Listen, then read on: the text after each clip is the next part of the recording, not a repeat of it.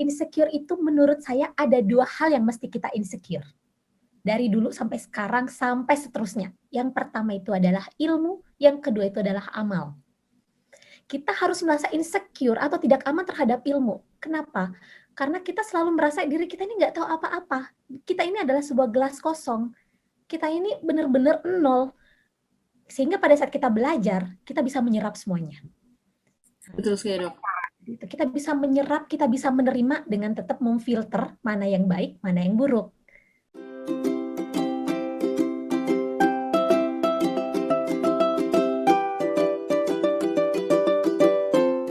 Baik, Assalamualaikum warahmatullahi wabarakatuh.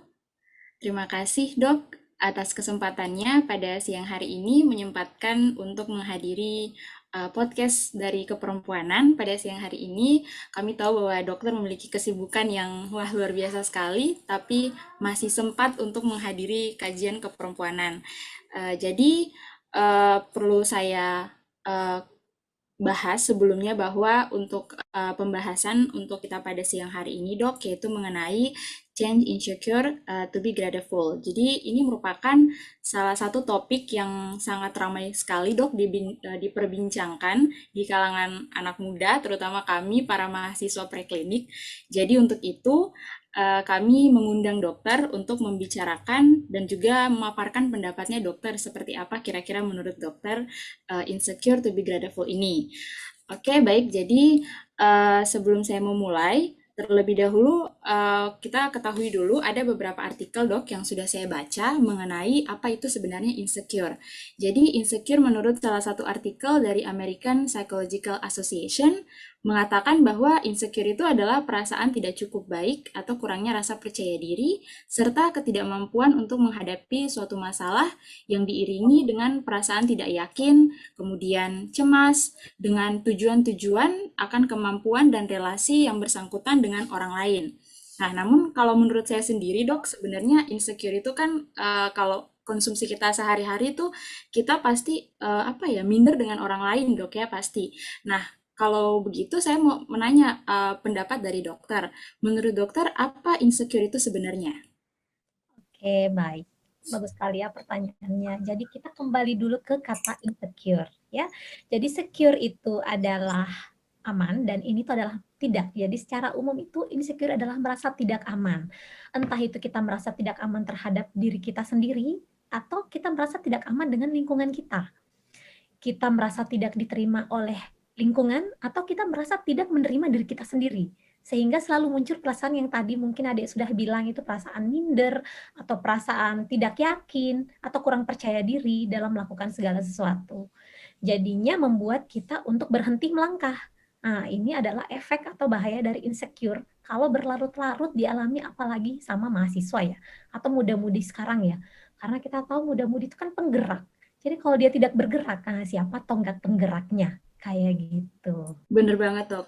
Jadi itu juga merupakan suatu hambatan nih, Dok, ya. Apalagi kita sekarang di masa preklinik ini, kita tahu sebenarnya kita semua punya kemampuan, Dok. Tapi kalau sudah menjalani aktivitas kita sebagai mahasiswa preklinik, pasti kita selalu merasa, loh, kok teman kita bisa lebih dari kita gitu. Jadi sebenarnya kita sering mengalaminya, Dok, dan itu menjadi sebuah hambatan.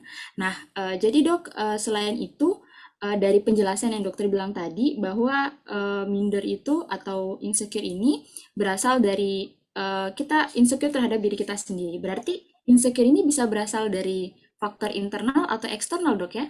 Oke, jadi bisa dua-duanya. Nah, insecure itu bisa Oh iya, berasal Dok. dari faktor eksternal dan internal. Kalau dari faktor eksternal sendiri, itu berasal dari lingkungan yang kadang sudah memasang atau mematok standar. Kalau yang namanya cerdas itu harus prestasi akademiknya baik. Kalau yang namanya kaya itu harus punya mobil, rumah, dan sebagainya.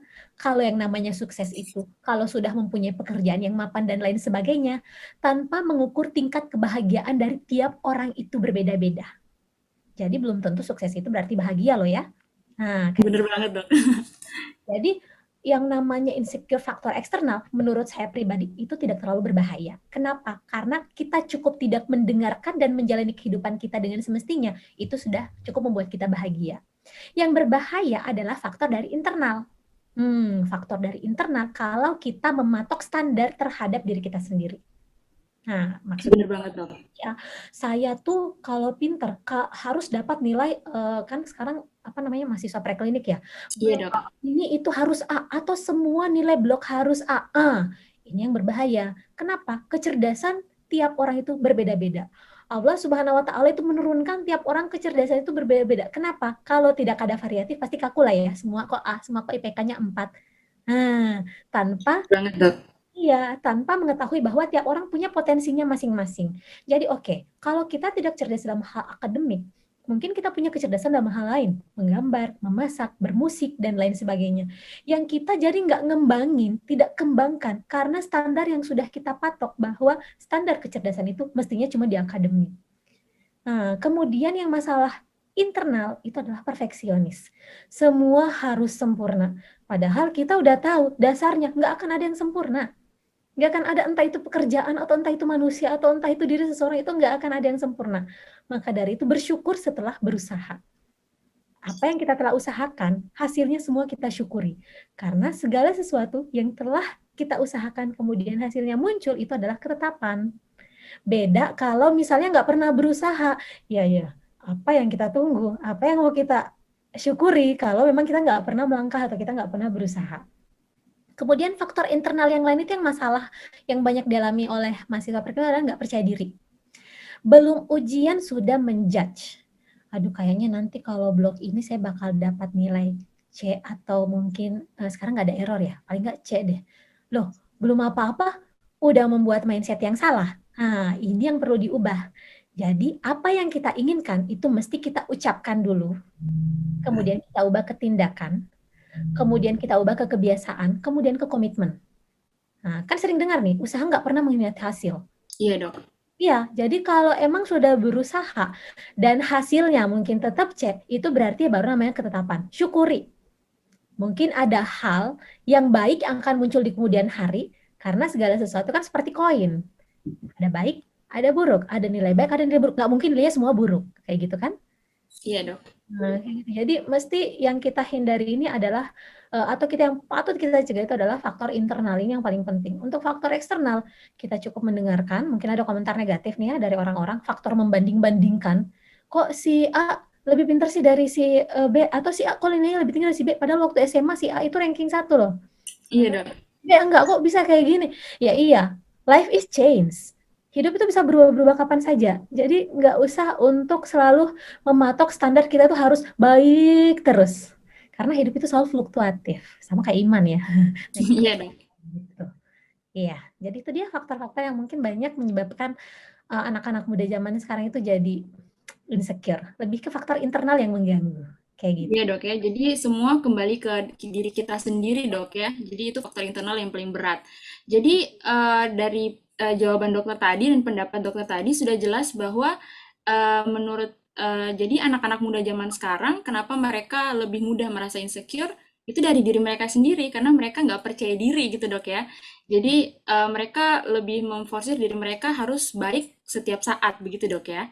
Oke, Dok. Jadi selanjutnya ingin saya tanyakan nih, Dok. Kan kalau mau dibilang dokter sekarang sudah menjadi dokter ya, terus juga sudah gelarnya sudah dibilang ya sekolahnya sudah terakhir dokter lah ya, dan juga sukses juga di beberapa saya lihat sudah pernah mengisi beberapa seminar juga, kemudian mendapatkan beasiswa juga ke luar negeri, Dok. Apakah dokter pernah merasa insecure sebelumnya? Oke. Kalau yang ukuran kesuksesan ya, kalau dari saya pribadi, saya merasa selama saya belum menghafal Al-Quran itu belum sukses. Betul sekali, Dok. Yang namanya gelar kesuksesan atau pencapaian dunia itu sampai di dunia aja. Sampai di dunia aja. Yang sampai ke akhirat itu amal, ketakwaan, dan perbuatan kita di dunia itu kayak gimana. Jadi kalau yang namanya sukses di dunia itu sama sekali saya masih jauh, belum. Kayak gitu. Baik, untuk merasa insecure ya, yang namanya manusia punya akal, punya perasaan, dan masih connect ya, masih related. Iya, Dok. Itu pasti merasa insecure, pasti pernah merasa insecure. Yang apa ya, kalau mau diceritakan ya, yang paling membuat saya insecure itu waktu saya mengundurkan diri PPDS. Jadi saya pernah lulus, alhamdulillah PPDS. Itu saya mengundurkan diri karena faktor ya keluarga ya. Jadi saya mundur, kemudian saya sempat insecure ya seminggu kayak gitu. Jadi saya ini saya insecure dari internal ya. Jadi saya nggak mau maafin diri saya sendiri. Kok Wah, saya berat sekali Dok ya.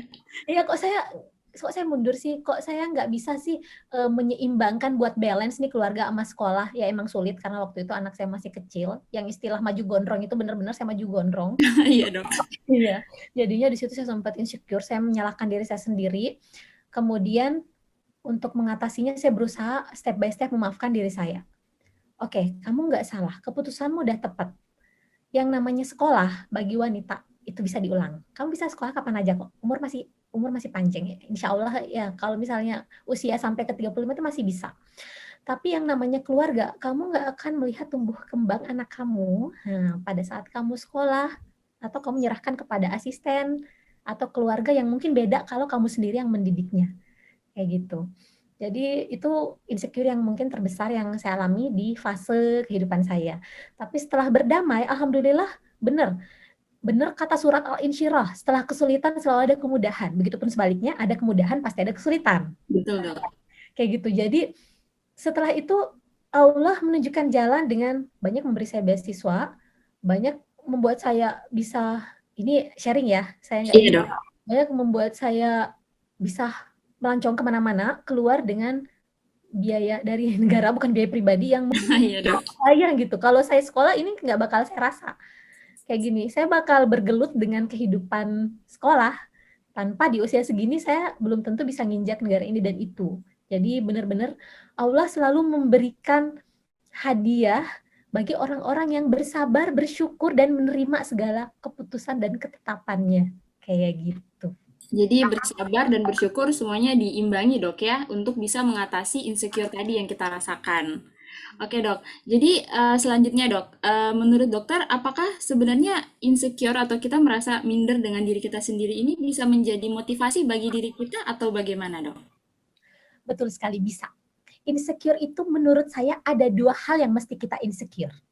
Dari dulu sampai sekarang sampai seterusnya. Yang pertama itu adalah ilmu, yang kedua itu adalah amal. Kita harus merasa insecure atau tidak aman terhadap ilmu. Kenapa? Karena kita selalu merasa diri kita ini nggak tahu apa-apa. Kita ini adalah sebuah gelas kosong. Kita ini benar-benar nol. Sehingga pada saat kita belajar, kita bisa menyerap semuanya. Betul sekali Dok.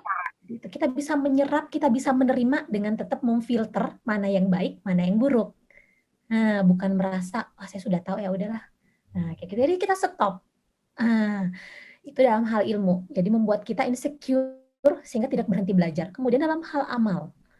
Pada saat kita merasa insecure dalam hal amal atau berbuat baik, itu akan membuat kita tidak berhenti berbuat kebaikan dan beramal, banyak memberi apapun yang kita punya. Kita nggak punya apa-apa, senyum itu udah menjadi amal. Betul Dok.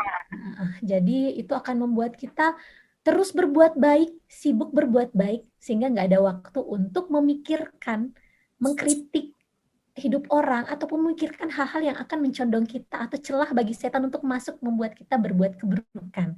Kayak gitu.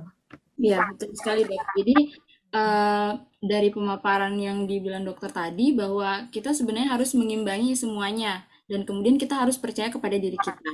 Nah, begini Dok, seringkali kan kalau menurut secara saya pribadi Dok ya, kalau misalnya ada sesuatu yang saat mungkin kita lagi praktikum atau lagi melakukan ujian, biasanya kan kadang kayak kesel sendiri Dok, loh kok kayak lama banget kita menyerap ini materinya Dok, dan sering kayak mengatai diri sendiri Dok. Nah, itu kalau menurut dokter itu bagaimana? Oke, jadi seperti yang tadi saya bilang ya, bahwa kadang kita ini menghakimi diri sendiri loh. Kadang Iya, kita benar-benar. label untuk diri kita sendiri, itu yang salah ya, itu yang kurang baik. Kenapa? Karena pada saat kita melabel diri kita, hati-hati, itu bisa menjadi mindset. Nah, dan pada saat itu menjadi mindset, itu akan membuat kita semakin terpuruk, hati kita akan semakin rusak, pikiran kita akan ikut rusak, sehingga kita benar-benar mengaplikasikan atau membuat sesuatu yang kita ucapkan tadi terjadi. Iya, betul dok. Ini yang harus kita ubah. Jadi kadang kita menjudge diri kita, tadi pelajaran praktikum nih, aduh kok ini susah banget ya, kok ini mirip semua ya. Nah, Iya dok, betul. contoh ya praktikum, ambil satulah histo, ini apa sih gambarnya sama dengan ini, terus apa sih patologisnya ini dan itu. Oke, solusinya kan cuma satu nih, belajar ya. Pada Iya, saat kita mempelajari, kita bukan menghafal, tapi memahami, kita akan tahu dengan sendirinya. Yang salah adalah pada saat kita cuma melihat, menjudge, terus tidak melakukan apa-apa. Berarti itu akan membuat kita semakin nggak tahu, semakin berpikir bahwa, ya saya benar-benar, maaf ya, bodoh dalam hal ini, atau memang Iya, nggak Dok. tahu, saya cuma taunya yang ini. Nah, kayak gitu. Ada kok solusinya. Kalau semakin belajar kita semakin mentok, ini saatnya kita bersosialisasi, kita berdiskusi, kita mencari teman yang lebih mengerti, sehingga kita bisa mampu untuk lebih memahami apa yang kita mau pelajari. Jangan mempush diri kita mentok terus udah selesai. Ini gunanya kita hidup sebagai manusia yang bersosialisasi. Bersosialisasi. Jadi kalau berteman saya yakin ya nggak mungkin ada orang yang sendiri. Pasti paling nggak ada 1 atau 2 teman yang mungkin agak deket itu yang bisa diajak untuk berdiskusi. Berdiskusi, Dok. Ya, Ya tapi itu juga, Dok, yang saya baca. Iya, yang saya baca di beberapa artikel juga, Dok, bahwa salah satu efek dari kalau kita merasa insecure terhadap diri kita juga bisa antisosial juga, Dok, karena kan kita rendah diri tapi untuk hal yang lain gitu, untuk hal yang negatif, sehingga kita juga bisa jauh dari teman-teman kita. Gitu, Dok. Oke, Dok. Jadi selanjutnya mungkin kita akan bahas dulu mengenai bersyukur, ya, Dok ya. Sebelum kita menggabungkan nih, padahal sebelumnya tadi juga sudah dokter bahas ya antara insecure dan bersyukur juga sebenarnya harus diimbangi. Nah, menurut dokter, apakah dalam kehidupan dokter itu selalu menerapkan rasa bersyukur? oke, kadang apa sih, kalau merasa bersyukur kadang saya malu ya, kadang masih masih sering nggak bersyukur soalnya. Dalam kehidupan sehari-hari memang betul, rasa bersyukur itu sangat penting atau penerapan rasa bersyukur itu sangat penting. Kenapa? Karena pada saat kita merasa bersyukur atas pada kita, maka kita akan merasa bahwa hidup ini sangat indah. Iya, Hidup betul, Dok. baik-baik saja. Tidak ada yang bisa dipermasalahkan atau menjadi masalah. Kenapa? Karena kita merasa qanaah, kita merasa bercukup, apa sih namanya, berkecukupan. Berkecukupan. Di mata orang, ini masih kurang ini. Ini yang masalah nih. Karena kalau kita mematok penilaian orang sebagai standar kehidupan kita, ini yang salah. Kenapa? Karena penilaian orang itu beda-beda. Iya. Di mata si A, kita ini udah nilainya A. Di mata si B, kita malah nilainya E. Kayak gitu. Nah, jadi pada saat kita mematok standar hidup kita atas penilaian orang, kita akan selalu tersiksa. Karena nggak ada yang benar. Nah, akan tetapi kalau kita mematok penilaian Allah atas hidup kita merasa sudah dekat dengan Allah, ibadah kita merasa sudah cukup, malah ingin ditambah-tambah terus, itu yang membuat kita selalu bersyukur dan penerapannya itu macam-macam. Jadi kalau misalnya untuk mahasiswa preklinik lah ini, waktu saya menjadi mahasiswa, saya belajar dengan strategi nih, malamnya belajar terus harapannya saya dapat nilai A, terus keluar contoh nilainya C nih. Nah, yang pertama yang saya lakukan, syukuri dulu. Nah, Syukuri dulu, Dok ya. syukuri dulu. Oke, alhamdulillah. Jadi nggak stres kan? Nggak membuat Iya. saya jadi stres drop. Kok bisa C? Padahal sudah semalaman nih belajar. Padahal saya yakin nih jawaban saya benar. Biasa kan kayak gitu. Iya, pasti, Dok. Jadi yang pertama terima dulu, syukuri dulu. Pada saat kita bersyukur, kita lanjut ke evaluasi. C, kemungkinan karena ada hal-hal yang mungkin saya terburu-buru, saya nggak konsen, saya nggak sempat analisis, sehingga jawaban saya salah. Setelah kita mengevaluasi, lanjut ke memperbaiki, kemudian pilihan ada 2. Saya mau lanjut ke remedial untuk mengubah, atau saya pasrah dengan nilai itu. Biasanya Iya, Dok. hanya untuk remedialkan nilai yang kurang. Jadi bersyukur bukan berarti stop. Ngerti nggak? Bersyukur bukan berarti ya udahlah, gini aja lah, enggak. Tapi bersyukur adalah penerimaan, evaluasi, kemudian perbaiki. Kayak gitu. Jadi gitu ya, Dok ya. Jadi, Dok, gini, ada bukan sebuah kisah ya, tapi sering kali terjadi, Dok ya. Jadi kan kalau misalnya biasanya kalau yang dapat B minus atau yang dapat B itu kan biasanya dia untuk ikut UPN. Nah, apalagi salah satunya misalnya kayak bloknya itu salah satu blok yang tersulit. Terus banyak yang teman-teman bilang kalau ya udahlah nilainya bersyukur aja. Tapi ada salah satu temen yang nggak banyak, tapi pasti ada salah satu yang mau nggak mau harus bisa perbaiki nilainya lebih baik lagi. Nah, apa menurut dokter itu dia nggak bersyukur, Dok? Atau bagaimana sebaliknya? Oke, baiklah. Jadi kembali lagi, yang udah dapat B nih ya. Jadi Ya, beberapa mungkin pada umumnya udah bilang ya udah, itu udah cukup. Yang jelas itu nilainya B itu adalah nilai aman. iya, Nah, Dok, betul. Bagus. Mindset tiap orang itu beda-beda.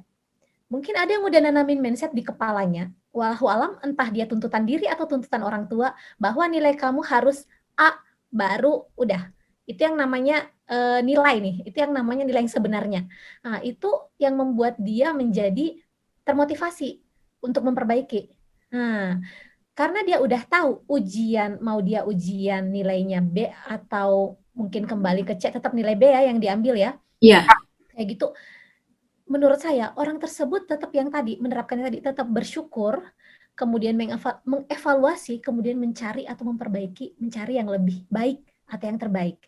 Karena ada beberapa orang yang memang selalu ingin menjadi versi terbaik. Mungkin bagi dia versi terbaik itu kalau udah dapat nilai A. Ada juga betul. orang ya udah deh kalau B udah saya bersyukur, saya mau istirahat dan nggak mau memperbaiki lagi. Itu juga nggak salah. Karena kemampuan tiap orang itu dianugerahkan oleh Allah itu berbeda-beda. Ada mungkin yang sanggup belajar seminggu, ada Iya, yang Dok. cuma 3 hari, 3 harinya hobi, ada yang memang Nah, sanggup belajar cuma sehari, sisanya itu pokoknya hobi, refreshing, dan lain sebagainya. Jadi kita yang mengenali diri kita sendiri. bener banget ya. Kalau tipe dokter nih, seperti apa kira-kira? Apakah yang tipe yang memang harus benar-benar menjadi yang terbaik, ataukah ya udahlah kalau udah dapat nilai yang segitu ya oke lah. Oke, kalau jujur ya,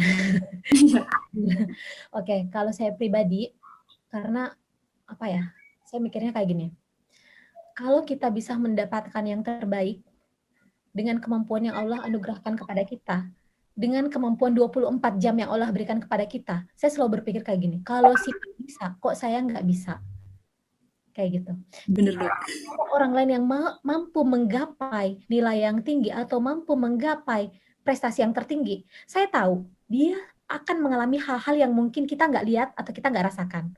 Mungkin itu nangis, mungkin itu capek, itu lelah, atau masalah lain dan sebagainya. Dia harus kehilangan waktu untuk jalan-jalan, bersosialisasi. Akan tetapi saya akan menjadi versi yang menurut saya kalau dia bisa, saya juga harus bisa.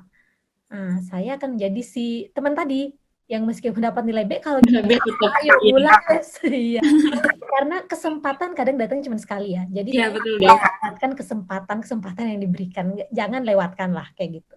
Betul, Dok ya. Jadi kadang tuh sering kali, Dok, kalau sudah dibagi nilainya, oh ini kayaknya ada UPN. Terus teman-teman di grup juga bilang, aduh nggak bersyukur nih orang udah dapat nilai segitu, kita aja nilai yang gini masih bersyukur, Dok ya. Jadi kadang ada sempat ya debat-debat kecil, Dok ya, tentang itu. Dan sebenarnya masing-masing kembali lagi ke diri kita masing-masing. Kalau masing-masing orang punya mindset yang berbeda-beda, jadi kita nggak bisa menyamakan gitu, Dok ya.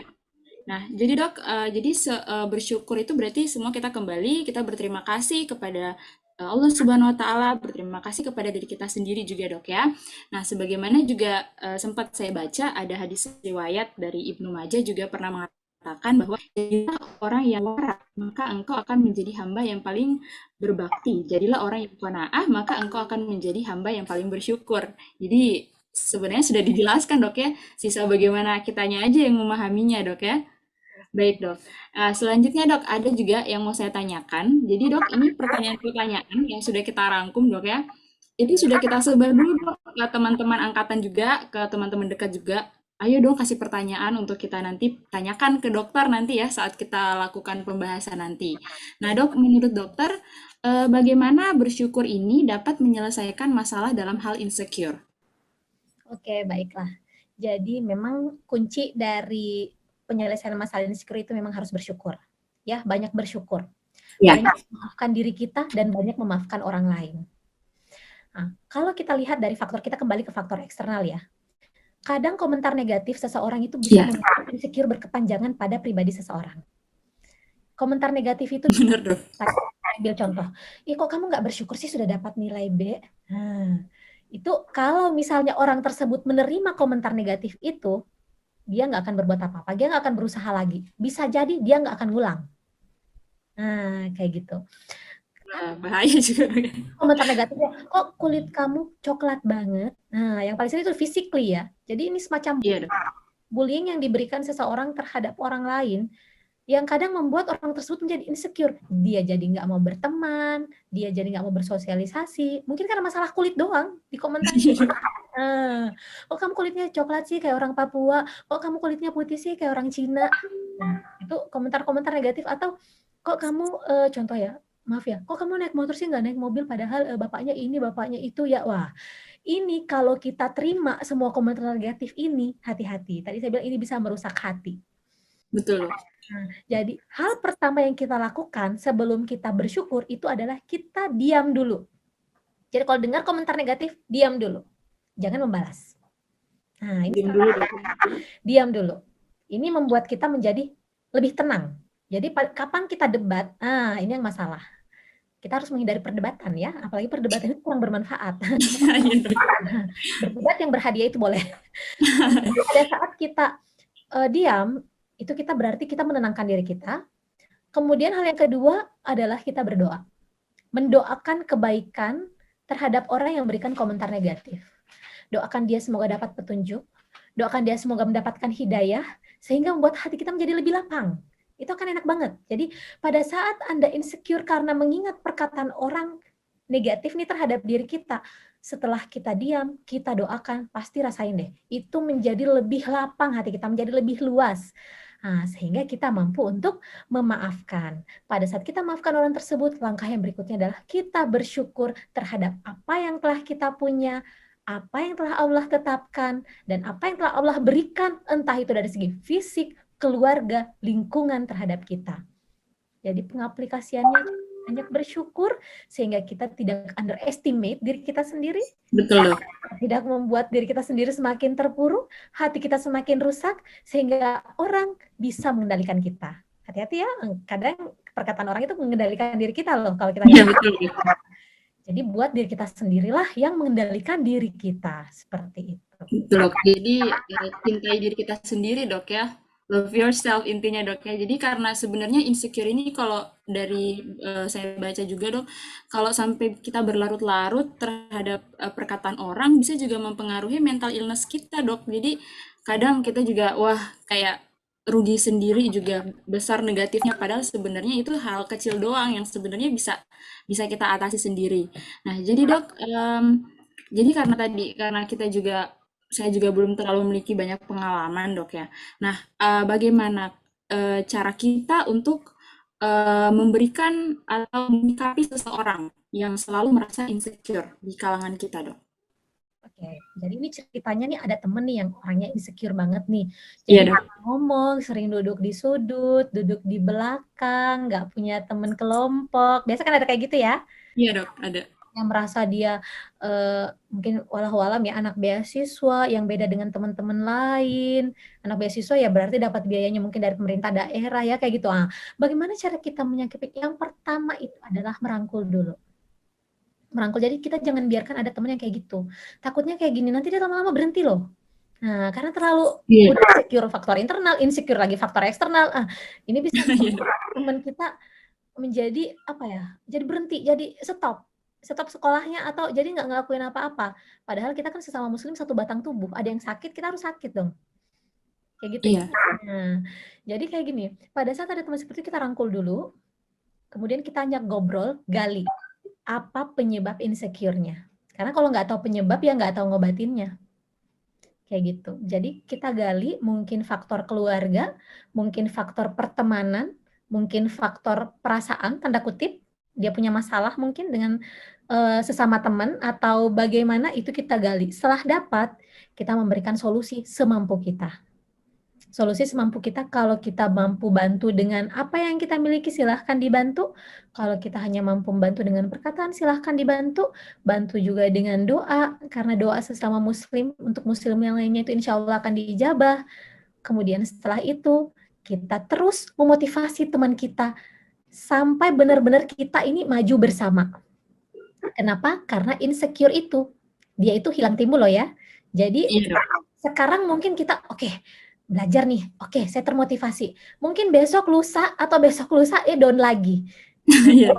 Harus di recharge. Jadi harus selalu di charging. Pokoknya baca, entah itu kalau kita malas baca buku, ya sering lihat video-video motivasi, atau sering ketemu dengan teman kita tadi, kita sharing, sehingga dia lama-kelamaan akan terbentuk karakter yang membuat diri dia nggak insecure lagi. Nah, nggak minder lagi, nggak malu-malu lagi. Jadi coba deh, kita rangkul, karena kita sudah punya ilmunya, kita sharing, kita gali masalahnya, kemudian kita bantu. Karena semakin baik kitanya kalau kita semakin bermanfaat untuk sekitar kita. Seperti Jadi itu. jadi komunikasi itu penting dok ya. Bagaimana caranya kita merangkul teman-teman kita yang selalu merasa insecure. Padahal sebenarnya mereka juga punya kemampuan yang sebenarnya harus mereka kembangkan. Begitu dok ya. Nah jadi dok, eh, tadi sudah bagaimana caranya kita menyikapi seseorang yang selalu merasa insecure. Nah, kan sering dok ya, kita selalu ada tuh orang-orang yang sering memotivasi orang lain. Kamu harus begini, kamu harus begini, tidak boleh seperti ini. Tapi sebenarnya diri sendiri juga kadang tidak kembali ke dirinya. Nah, itu menurut dokter seperti apa? Oke. Jadi ada beberapa orang yang memang kadang dia itu kita dicap, maksudnya kita mencap di pikiran kita, dianya kok doang ya, Iya dia dok, sholat tapi kok dia nggak sholat ya, dia nyuruh kita ngaji tapi dia sendiri nggak pernah ngaji ya. iya dok, Ya ada orang-orang yang seperti itu. Jadi yang pertama yang kita lakukan kalau dapat orang seperti itu, malah kita bukan menasihati, tapi nanya dulu, nanya balik dulu. Jadi kan dia nyuruh kita sholat nih, ayo sholat, sholat, sholat ya.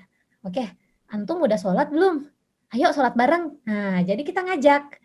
Jadi kita jangan iya menjudge dok, judge balik, kita ngajak. Jadi pada saat kita mendapatkan orang yang memotivasi diri kita, namun dia sendiri tidak melakukan hal yang dia motivasikan, kita mengajak untuk bersama-sama melakukan hal tersebut. Ayo, ada penggalangan dana, lagi ada musibah.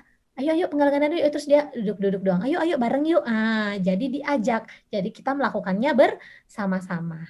Jadi jangan masih namanya membiarkan gitu.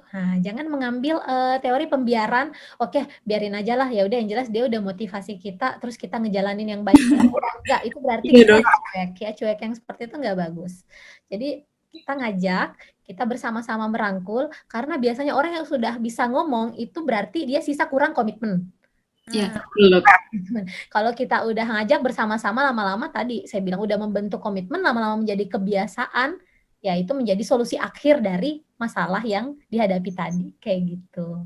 Iya betul banget dok ya. Jadi semuanya kembali lagi kepada bagaimana cara kita menyikapi mereka dan juga bagaimana kembali ke diri kita sendiri dok ya. Karena kalau mau dibilang berat banget dok, apalagi tadi kalau kita kembali lagi nih dok ke misalnya dapat nilai, terus saya misalnya dapat nilainya B, terus teman saya minus, ya udahlah saya juga nilainya begitu bersyukur aja. Padahal sebenarnya dalam diri saya sendiri juga aduh, kayaknya gimana ya? Kayaknya saya juga mau ikut deh untuk ikut ujian perbaikan nilainya. Padahal sebenarnya ya sebenarnya udah dari kita sendiri aja dok ya. Nah selanjutnya dok ada masih pertanyaan lagi nih. Bagaimana cara buat untuk kita lebih produktif agar tidak mudah insecure dan saat melihat orang-orang hebat di luar sana yang tidak hanya dilihat dari segi fisiknya? Oke, baiklah. Jadi kita di luar dari fisik ya. Jadi kita Iya dok. insecure dalam artian mungkin orang tersebut berprestasi, kok teman saya menang lomba sana sini dan lain sebagainya. Cara mengatasinya harus tanamkan pada mindset kita bahwa kita juga punya kelebihan lain yang mungkin dia nggak punya. Tiap orang sudah dianugerahi dengan kelebihannya masing-masing oleh Allah Subhanahu wa taala. Yang menjadi pertanyaan, orang tersebut tahu nggak? Tahu dirinya nggak? Iya Eh, betul. Sama yang kita kenali diri kita dulu. Kita sukanya apa? Nah, kita hobinya apa? Kita kemampuannya tuh menonjol di mana? Oke, mungkin dari segi akademik kita nggak menonjol. Tapi tadi saya sudah singgung nih, dari segi menggambar kita menonjol. Banyak loh dokter tapi pelukis terkenal. Iya betul dok. Oh, dokter tapi pandai masak sampai YouTube-nya di mana-mana. Banyak loh dokter yang menjadi penulis ternama. Banyak juga dokter yang menjadi pengusaha sukses. Berarti dokter itu mungkin sekarang nih mahasiswa-mahasiswa perklinik ini jurusannya menjadi dokter insya Allah ya. Iya dok. Kalian tuh punya bakat masing-masing loh yang mungkin terpendam atau mungkin kalian udah tahu sisa kalian asah dan gali. Nah, jadi sekali lagi menjadi versi terbaik dari diri kita sendiri. Ini yang akan membuat kita menjadi lupa apa itu insecure. Kenapa? Karena kita terlalu sibuk untuk mengembangkan diri. Jadi mungkin saya kenal nih, oh saya nih suka banget ya memasak. Ya udah deh saya masak, bikin resep, karena saya malu nih dilihat di YouTube, ya udah saya bikin buku resep masak. Buku resep itu akhirnya laris menjadi bestseller dan lain sebagainya. Wah, who knows? Siapa yang tahu? Karena kita udah berbuat yang terbaik, ya sisa Allah yang menjalankan tugasnya. Mau diapakan nanti kita jalurnya kalau kita sudah berbuat yang terbaik. Seperti itu. Seperti itu, Dok, ya. Jadi, Ya. dari penjelasan dokter tadi ya, kan kalau dilihat ini dari CV yang saya lihat juga, Dok, ya. Ini dokter sudah pernah mendapatkan beasiswa ke luar negeri, kemudian pernah mengikuti beberapa seminar-seminar. Nah, bagaimana sehingga dokter ini bisa apa ya namanya ya, untuk melawan rasa insecure ini, Dok, menjadi bersyukur. Apalagi kalau kalau kita lihat, Dok, ya, kalau sudah sampai mendapat beasiswa berarti sebuah prestasi yang cukup bagus sekali. Kemudian pergi ke luar negeri, bertemu dengan orang-orang di luar sana. Apakah dokter pernah merasa bahwa sepertinya mereka apa ya, bisa mengalahkan saya atau bisa membuat saya itu insecure begitu, Dok? Iya, saya pernah merasakannya, betul sekali ya. Jadi, eee, ya gini sekedar sharing ya. Iya, Dok. Saya dari tahap awal nih menjadi mahasiswa, saya itu menikah di semester 4. Wow. Terlalu cepat loh, terlalu cepat datang jodohnya. Saya menikah di semester 4. Kemudian saya punya anak, saya tanpa asisten rumah tangga, saya menjalani alhamdulillah saya ini sharing aja, saya lulus tercepat di S1, kemudian Wah, di dokter juga lulus tercepat, S2 juga sama tercepat, S3 sama tercepat. Kenapa? Itu menjadi motivasi saya bagaimana cara saya punya waktu untuk keluarga saya. Karena saya sudah banyak membuang waktu di luar yang sebenarnya bukan utama saya. Kayak gitu. Saya kenali dulu diri saya bahwa saya ini adalah seorang istri yang punya job desk sebagai ibu dan juga sebagai apa sih namanya, tiap orang kan punya aktualisasi diri ya. Saya juga harus mengaktualisasikan diri saya karena saya ini mau seperti ini dan ini. Saya punya mimpi. Nah, pada saat saya keluar, saya melihat teman-teman saya yang S3-nya di luar ya, iya, Dok. banyak berkomunikasi, bisa sharing. Dari situ saya kadang insecure, kenapa? Karena kok saya nggak bisa ini ya, kuliah di luar ya. Padahal apa sih namanya, kuliah di luar itu enak, bisa kayak gini, tapi kok Iya, Dok. ya gitu. Kok orang bisa sih, kok saya nggak bisa sih, kok saya mentoknya jadi S3-nya di dalam negeri sih, kenapa nggak di luar? Itu sempat terbersit dalam hati saya. Kemudian saya cepat-cepat memaafkan diri saya. Cici istighfar itu Cici panggilan saya, Cici Oh, istighfar. iya, Dok. Istighfar, kenapa? Allah sudah menetapkan yang terbaik buat kamu. Teman kamu sekolah di luar tapi dia belum menikah di usia segitu. Di usia segitu dia belum menikah, sedangkan kamu sudah menikah. Berarti kamu punya step yang lebih lebih bagi dia di bidang yang lain. Dia lebih di bidang akademik, tapi kamu lebih dalam bidang mungkin kamu sudah berkeluarga, kamu sudah punya anak. Jadi nggak ada kecenderungan untuk khawatir lagi. Nah, khawatir maksudnya tidak nikah atau susah punya anak dan lain sebagainya. Jadi stop untuk menghakimi diri. Kemudian selanjutnya saya insecure pada saat keluar melihat kok orang-orang stabil banget sih kehidupannya, nggak ada apa-apanya gitu, seperti nggak pernah punya masalah gitu. Ketawanya lepas, biasa aja. Kok kita masih kepikiran ini dan itu? Nah, biasa kan kayak gitu. Kok sih dia bisa ketawa ke TV sih kayak nggak ada masalah? Padahal kita nggak tahu.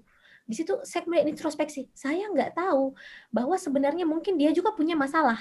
Di balik kehidupannya yang kelihatan sempurna, dia pasti punya masalah. Karena itu udah tersiratkan di Al-Quran udah jelas banget. Kemudahan, kesulitan diulang 2 kali. Artinya, kemudahan yang Anda lihat pada orang itu belum tentu tidak ada kesulitannya. Kemudahan atau kesulitan ada pada diri kita sendiri. Belum tentu Allah tidak berikan kemudahan. Karena itu kembali lagi saya kemudian menintrospeksi diri atas insecure yang saya alami karena saya anggap bahwa insecure itu berarti nggak bersyukur ya. Cici stop. Bersyukur. Apa yang kamu punya itu sudah kamu usahakan, itu adalah ketetapan. Cukup untuk menyalahkan diri dan bersyukur untuk menerima apa yang sudah diberikan. Seperti itu. Ya, betul sekali, Dok, ya. Jadi, dari rasa bersyukur itu kita bisa menghilangkan emosi sesaat dalam diri kita, kemudian dan iri dan marah hingga frustasi dan penyesalan serta rasa bersyukur juga sebenarnya yang dokter bilang tadi ya, kalau kita sudah merasa bersyukur, segala hal yang menurut kita itu negatif langsung bisa menjadi positif begitu ya dok ya. Kita langsung merasa bahagia, kemudian juga kita tidak terlalu merasa depresi juga dok ya. Seperti itu juga kayaknya dok yang sering dirasakan kepada anak-anak preklinik. Ya sebenarnya kita masih panjang perjalanan dan masih perlu belajar bagaimana caranya bersyukur, memahami diri kita, kemudian mencintai diri kita sendiri dok ya.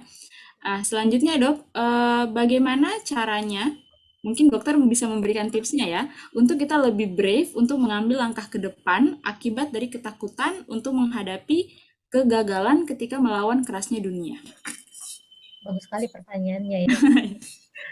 Yang pertama nih kita melihat dunia semakin keras ya. Iya, iya dok. Pandangan kita dulu ya. Dunia ini nggak pernah berubah. Yang harus berubah itu adalah kita. Nah, kalaupun dunia berubah, itu adalah perkembangan teknologi yang memang terus maju. Nah, tanah ya tetap tanah. Nah, yang meningkat itu adalah gedung yang semakin tinggi, teknologi yang semakin canggih, internet yang menjadi 4G menjadi 5G dan seterusnya. Nah, itu yang membuat perkembangan teknologi semakin canggih, kemampuan akses internet semakin baik, itu yang membuat kadang orang yang banyak kena virus insecure. Kayak gitu. Nah, untuk menghadapi tantangan, jangan pernah takut melangkah. Jangan pernah takut mencoba. Jangan pernah takut gagal. Nah, kalau nggak pernah gagal, berarti kamu nggak pernah berusaha. Kita nggak pernah mencoba, dan kita nggak berbuat apa-apa. Selalu berusaha yang terbaik, selalu belajar, mempelajari. Pokoknya setiap hari harus ada pelajaran baru. Entah itu pelajaran dari segi agama, atau pelajaran dari ilmu yang kita pelajari, itu harus ada setiap harinya. Menjadi lebih baik setiap harinya itu akan membantu adik-adik semua menggapai apa yang adik-adik inginkan, insya Allah di kemudian hari. Yang jelas jangan berhenti. Istirahat boleh. Oke, saya lelah. Lagi banyak nih tusukan-tusukan dari dalam dan dari luar. Saya lelah. Istirahat. Tapi nggak berhenti loh ya. Istirahat. Pada saat kita istirahat, evaluasi. Setelah kita evaluasi, kemudian kita melangkah lagi. Saya susah berlari, berjalan. Saya susah berjalan, merangkak. Saya susah merangkak, ngesot. Yang penting kamu bergerak maju. Jangan mundur dan jangan diam. Oke, saya bisa nggak cerita tentang sebuah kisah? Ya, silakan dok, boleh-boleh. Jadi ini kisah nih mengenai sebuah mobil yang pengen ke puncak. Nah, pada saat dia berjalan ke puncak, itu ada badai yang besar. Badai besar, cukup besar, disertai dengan petir. Si supir ini sempat berpikir, aduh saya mau ke puncak tapi ada badai. Saya bisa kecelakaan nih, saya nggak bisa lihat apa-apa nih. Nah, tapi karena ada motivasi dalam diri saya ingin ke puncak, masuk ke dalam badai itu. Anggap badai ini sebagai insecure kita, perasaan kita, kecemasan kita, itu berbaur jadi satu. Masuk dia. Benar, dia nggak bisa ngelihat apa-apa. Petir di mana-mana. Salah dikit, senggol dikit kena petir. Habis. Kayak gitu kan. Tapi tetap jalan, tetap maju. Ketakutan ada. Jelas, semua orang punya ketakutan. Itu normal. Nah, ketakutan ada, tapi tetap maju. Maju. Lama-kelamaan, badai berkurang. Sisa hujan deras nih, petir udah hilang. Nah, tapi jalan licin.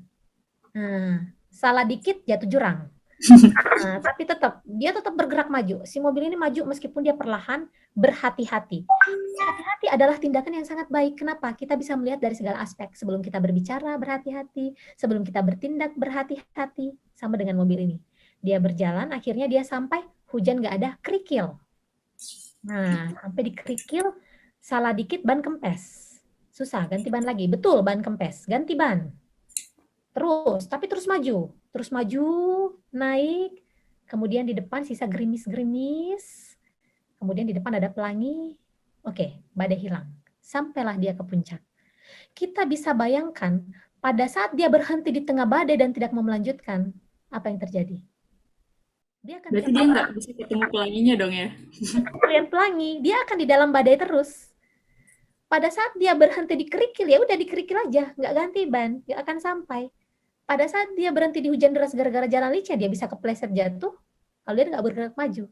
Jadi anggap semua halangan-halangan tadi adalah tantangan yang akan kalian hadapi di kemudian hari. Dan ingat, setelah pelangi belum tentu nggak ada badai lagi loh. Ya, betul. Selama kita hidup, tidak ada kata istirahat. Karena tempat istirahat itu di mana? di surga. Di surga. Nah, iya. Selama kita di dunia, nggak mungkin nggak ada masalah. Kamu salah kalau di dunia ini nggak ada masalah. Ya udah nggak usah hidup, tiduran aja di rumah bisa timbul masalah macam-macam. Obesitas, Iya. usus dekubitus, ini tiduran loh. Apalagi kalau kita bergerak, pasti ada masalah. Segala hal pasti ada efek samping, tergantung menyikapinya kayak gimana. Ya, betul dok. Perbaiki, diem aja atau kayak gimana, seperti itu. Jadi seperti itu dok ya. Jadi bagaimana caranya kita harus eh, melawan atau kita melawan arus dari dampak yang kita alami dok ya, sehingga bisa kita menjumpai sebuah apa ya tadi yang dibilang dokter ya, pelangi ya, sebuah yang bisa berbuah baik gitu dari apa yang sudah kita lewati. Sehingga kadang dok mereka bilang bahwa semakin banyak kita mendapat masalah, kita juga bisa banyak mendapat pengalaman dan pelajaran dari apa yang kita alami, begitu dok ya? Ya, jadi dok, apakah seseorang yang sering mengalami masalah dok ya, ataukah sering merasa insecure itu, apakah berarti dia juga sudah mendapatkan banyak pengalaman sehingga bisa memahami dirinya sendiri dok? Oke, bagus sekali pertanyaannya. Tergantung kita menyikapinya kayak gimana. Ada beberapa orang yang mendapatkan banyak masalah, mungkin dia menyikapinya dengan mengambil jalan kiri. Ya, Jalan kiri dalam artian jalan pintas. Entah itu dia apa sih namanya? Maaf ya, mengkonsumsi obat-obatan atau mungkin dia ujung-ujungnya bunuh diri dan lain sebagainya. Ada juga orang yang diterpa dengan masalah dia pilih jalan kanan. Nah, yang tadi saya sudah ulang-ulang terus ya, iya, evaluasi, kemudian memperbaiki, kemudian tetap maju bergerak. Nah, jadi ya, masalah itu benar, kata Ade, itu mendewasakan. Itu membuat cara berpikir kita menjadi lebih matang. Jadi semakin banyak masalah yang membuat kita insecure, kemudian kita bangkit, itu adalah modal awal atau menjadi anak tangga bagi kita untuk terus naik dan naik. Nah, ingat, pada saat kita naik dan naik terus, itu angin semakin kencang loh. nah Tapi iya dok. masalah yang datang mungkin bisa lebih berat. Jadi pada saat kita mendapat masalah yang cukup besar, berarti kita sudah melewati masalah yang kecil-kecil. Nah iya, Nah, jadi pada saat kita semakin di atas, itu anginnya semakin kencang, badai semakin kencang. Semakin kita kuat berpegangan, pegangan kita itu ilmu, amal, dan agama ya, itu akan membuat kita menjadi tahan. Ketahanan kita menjadi semakin kuat, sehingga kita nggak gampang goyah dan jatuh. Nah, pada saat, contoh nih, posisi kita jatuh, nggak apa-apa, bangkit lagi, naik lagi. Emang kayak gitu kehidupan. Nah, emang kayak gitu kehidupan. Pasti ada yang namanya tantangan, masalah bertubi-tubi. Kok saya masalahnya bertubi-tubi sih? Si dia kok enggak? Berarti kamu lebih tahan daripada dia. Posisimu udah mungkin lebih tinggi daripada dia. Kayak gitu. Ingat, penilaian itu tetap kembali ke Allah ya, bukan iya kembali dok. ke manusia ya. Berarti semakin besar ujian yang Allah berikan kepada kita, itu berarti semakin Allah sayang dan menguji ketahanan kita. Masya Allah, seperti itu dok ya. Jadi sebenarnya bagi kita harus kuat, hati kita harus kuat. Gimana caranya kita harus menghadapi segala macam tantangan sehingga kita bisa mendapatkan kebahagiaan itu ya. Baik dok, jadi dari serangkaian pertanyaan yang sudah dijelaskan, kemudian dari cerita-cerita yang sudah dokter berikan tadi, pengalaman-pengalaman di mana pada dasarnya manusia tidak ada yang sempurna ya, pasti harus bersyukur setelah kita berusaha. Kemudian menurut dokter juga ada dua hal yang harus kita insecure yaitu ilmu dan juga amal. Betul dok ya. Kemudian juga dari bersyukur tadi ada beberapa poin yang saya dapatkan di mana bersyukur terlebih dahulu, kemudian kita mengevaluasi dan memperbaiki kesalahan kita. Jadi sebenarnya itu juga harus menjadi salah satu catatan juga nih buat saya dan teman-teman yang masih preklinik. Kita harus lebih mengevaluasi dulu nih karena kan kalau mau dicerita dok ya ada sedikit cerita kalau awal-awal kita masuk itu kayak dokteran kayak kita merasa berat banget dok. Ini dikasih ini, terus kemudian kita kayak nggak paham-paham sebenarnya ini kita mau jalannya kemana. Tapi setelah sudah melewati 3 semester awal itu, 3 semester dasar, kemudian sekarang sudah ke semester, alhamdulillah sudah semester 6, kita memahami, wah ternyata itu nggak seberapa dengan apa yang akan kita temui nanti untuk dunia perkoasa nanti. Seperti itu dok ya. Baik dok, jadi sebelum saya sayang sekali untuk mengakhiri podcast kita pada siang hari ini dok, ada closing statement dulu dari dokter mengenai insecure to be grateful. Menurut dokter, silahkan. Oke, jadi untuk closing statement ya. Baik, mungkin ada beberapa closing statement, nggak apa-apa ya? Ya, silakan dok. Jadi closing statement tadi yang saya bilang untuk urusan dunia, kita selalu merasa secure, aman, ya, karena semua sudah ditetapkan. Sebelum kita lahir semua sudah dituliskan. Tapi untuk urusan akhirat selalulah merasa insecure, karena kematian itu yang paling dekat loh dengan kita. Ya, betul. Kita nggak pernah tahu usia kita sampai di mana. Jadi selalulah merasa insecure untuk urusan akhirat dan insecure untuk urusan akhirat dan secure untuk urusan dunia. Kemudian jadilah versi terbaik untuk diri kita sendiri. Evaluasi komentar negatif orang lain. Jangan pernah membenci. Perbanyak memberi dan selalu berpikir positif. Karena segala sesuatu berawal dari pikiran yang kemudian menjadi tindakan, yang kemudian menjadi komitmen, seterusnya menjadi kebiasaan dan menjadi hasil akhir dari apa yang kita pikirkan tadi. Ya, oke, terima kasih dok. Jadi sungguh seru sekali dok ya untuk pembahasan kita pada podcast yang hari ini. Banyak sekali cerita yang saya dapatkan, banyak juga pelajaran yang saya ambil dari bagaimana ceritanya dokter, seorang yang sudah dibilang kalau kalau kita sebagai anak preklinik ya melihat dokter, wah sudah dokter, kemudian sudah dokter, mendapat beasiswa di luar, itu bukanlah menjadi sebuah insecure yang hal negatif, tapi harus menjadi motivasi bagi diri kita sendiri. Dimana ada juga tadi bahwa dunia tidak pernah berubah, tetapi yang berubah adalah kita. Sehingga untuk menghadapi tantangan adalah jangan takut untuk mencoba. Ya, baik dok, terima kasih atas waktunya siang hari ini sudah menghadiri pembahasan Insecure to be Grateful dari kajian keperempuanan pada siang hari ini. Saya juga mewakili panitia dari Departemen BMKB FK UMI juga mengucapkan terima kasih. Assalamualaikum warahmatullahi wabarakatuh. Waalaikumsalam warahmatullahi wabarakatuh. Makasih ya. Terima kasih banyak dok.